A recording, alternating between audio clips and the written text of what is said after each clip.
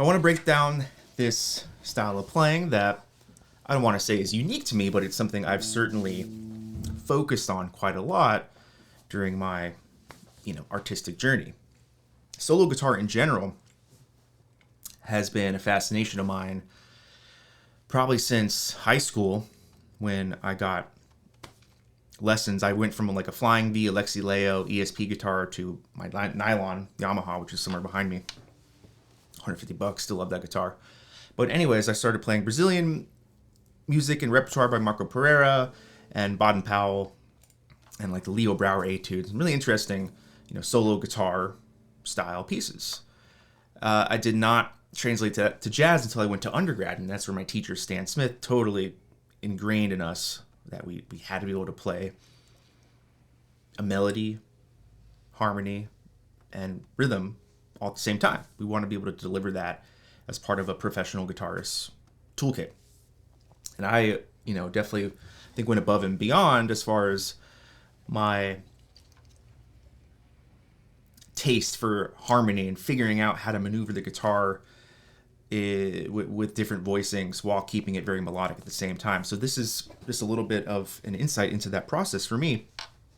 So I choose a key like D minor, and I kind of see what I can find. And I'll explain it to you in sort of brief terms, because this is what I'm thinking, like in real time as I'm arranging this stuff, which comes pretty quickly. All right, here's my D minor, root position, spread triad. So D minor triad. And I move this down to another spread triad. I'm walking down the scale. So I've got like a C6 or like an A minor over C. So D minor, A minor over C, G minor over B flat, same voicing, first inversion, but I start to do a little motion in the D string to get some more melody happening.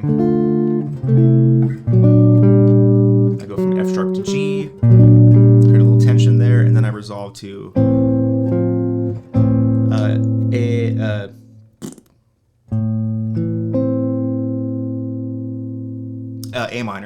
A minor, root position, spread triad. Then I move an E up to an F on the D string, so it turns into like an F major chord first inversion. So subtly tweaking the harmony with one voice on the D string, or that middle voice, however you want to think of it.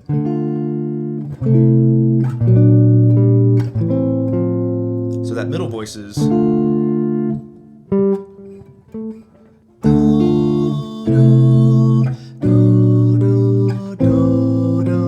nice. This inner motion going. And then I have, what do I do? Oh yeah. That D string keeps moving up, like starting low and then moving up. So I've got, this is a G minor root position, spread triad. So I've got the open D, going to E flat, going to E. I bring down the root to G flat, so it turns into a G flat 7 for a second. So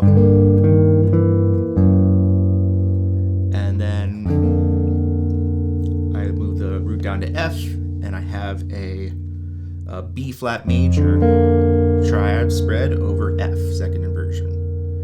Okay, so here we go.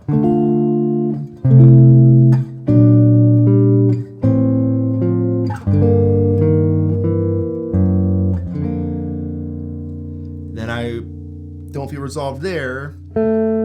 Start moving that top note melody, B flat to A, to A flat, to E7, get to open G, and I arrive at an F sharp. So this descending line, B flat A flat G, G flat.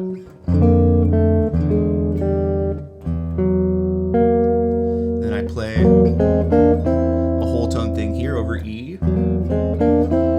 This is like E, kind of treating it as E7, which is the 2 in D minor. So functionally, I'm trying to get back to D minor here. So I've got 1, 5 minor, 4 minor,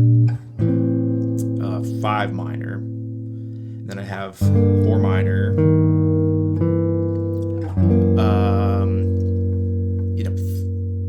3 dominant chord to B flat major, which is the 6. So kind of a interesting resolution there. Not one that's typically, it's not a true 5-1, but it kind of feels like 5-1. And then move that down, and I end up on the 2 dominant chord.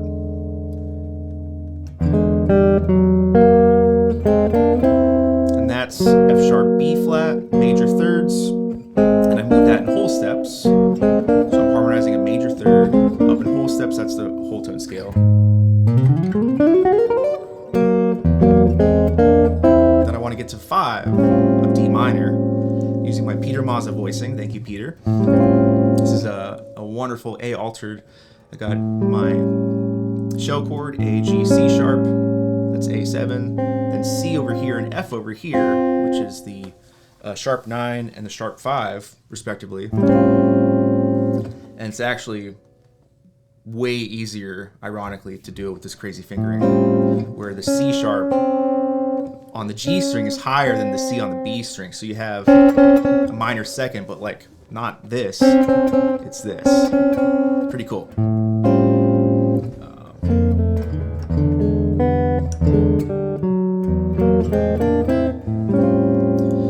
then I have a delayed resolution to D minor. I love this one. I kind of I use this in a Michel Legrand arrangement I have, and I've used it a few other times, or in lots of scenarios really if I'm improvising. But this is sort of a kind of like a classical resolution almost, where you have the 5, A7, kind of over the 1. Well, typically I might do this, where I have D, F, C sharp, E, G.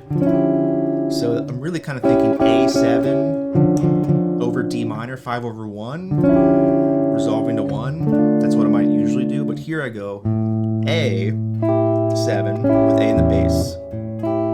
But I keep that F in here, because that's like one note from the D minor that's in tension with the A7.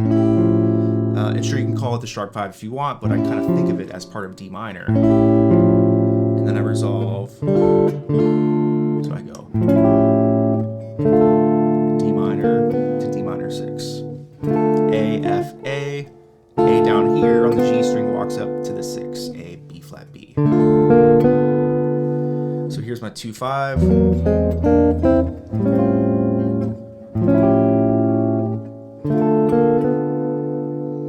Then I have another 2-5 in D minor. This is this is our drop 2. Basically like an E half diminished with that natural 9, which I love. So I'm on its surface, I'm playing like a G minor major 7 voicing, top 4 strings, and I do 2 things with the voices.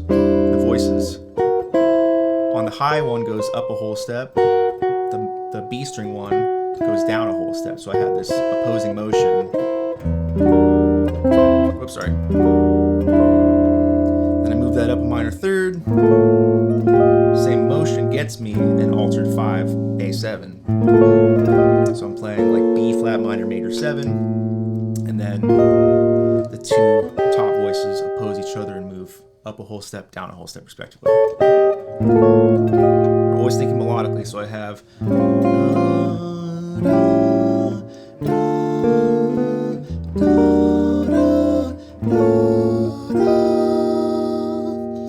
And I get here, I do a 4-5-1 in D minor.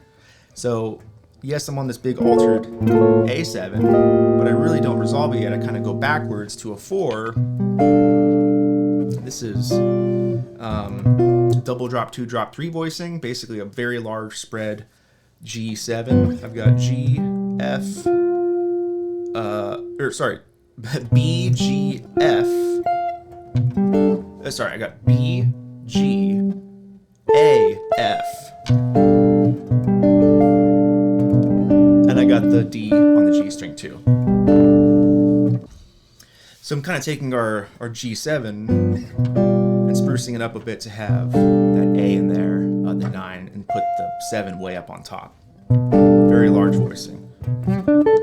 I'm barring the 9th fret, catching my middle finger on the G on the A string, my ring finger on the A on the B string, and F with my pinky on the high E. And this bottom voices move up to the 5 chord, and the top voice moves down a half step. This is a straight up A7, first inversion, double drop 2, drop 3 voicing. I love this one. C sharp, A, G, E.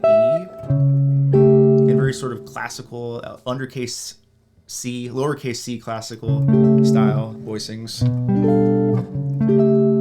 And this guy, another one where you have a half step that's not the traditional shape, because it's actually easier to get the bigger voicing. I've got a B flat on the A string and an A on the B string. So the lower notes on the higher string. I got D, bar the 10th fret, then B flat, E, B flat, A, D. And then I resolve that. It's kind of a classic D minor 9. Actually D minor. I guess D minor add 2, specifically D, A, E, F, A, D. No 7 or anything there, just the 9 or the 2.